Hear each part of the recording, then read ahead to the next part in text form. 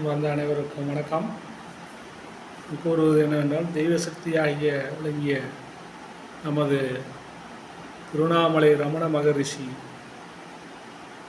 அவர்களை நான் மாதம் சென்று வணங்குவது உண்டு. அவரை நாம் சொந்த ஊரான திருச்சுழியில் பிறந்தவர். அவர் அதே ஊரில்தான் அருகில் நானும் இருந்தேன். ஆனால் அந்த சூழ்நிலையில் அவரை பற்றியான சில அதிசயங்கள் தெரியாமல் போயிற்று.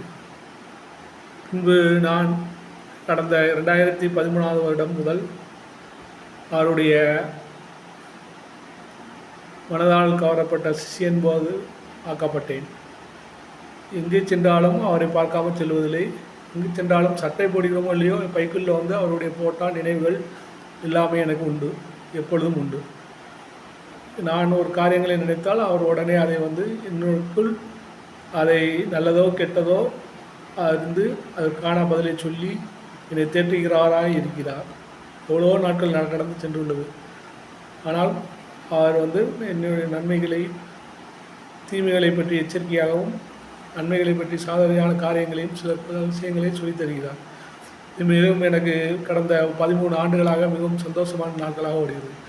இன்று நான் 54வது வயதை கடந்து வந்திருப்பதனால் அந்த வருஷத்தை கூட்டி கொடுப்பதும் அவரே.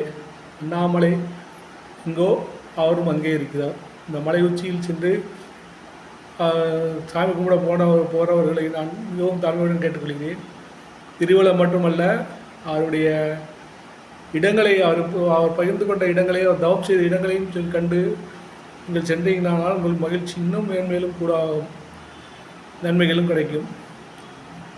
அதனால் அண்ணாமலை பற்றி, திருவண்ணாமலை என்றாலே ரமண மகரிஷி, சேஷாத்திரி சாமிகள், விசிறி சாமிகள், இவர்கள் தற்சமயத்தில் வந்து மூக்குப்பிடி சித்தர், இவர்கள் எல்லாம் நமக்கு அனுகிரகங்கள் செய்யக்கூடிய ஒரு மாபெரும் சக்தியாக திருவண்ணாமலையில் விளங்குகிறார்கள். அதனால் தயவுசெய்து நீங்கள் எப்பொழுதும் சென்றாலும் ஆசிரமம் சென்று வாருங்கள். ஆசிரமத்தில் ஒரு நிமிடம் மௌனம் காருங்கள். உங்களுக்கு மிகவும் சந்தோஷமாக இருக்கும் என்பதை இந்த முதல் வீடியோ தெரிவிக்கிறேன். நான் டெய்லி ரமண ரிஷியை பற்றி சில வரிகள் நான் வந்து டெய்லி வீடியோ போடலாம் என்று இருக்கிறேன். என் வீடியோ பிடித்திருந்தால் லைக் செய்யுங்கள், ஷேர் பண்ணுங்கள், சப்ஸ்கிரைப் பண்ணுங்கள். தேங்க்யூ. ஓ நமச்சிவாயா.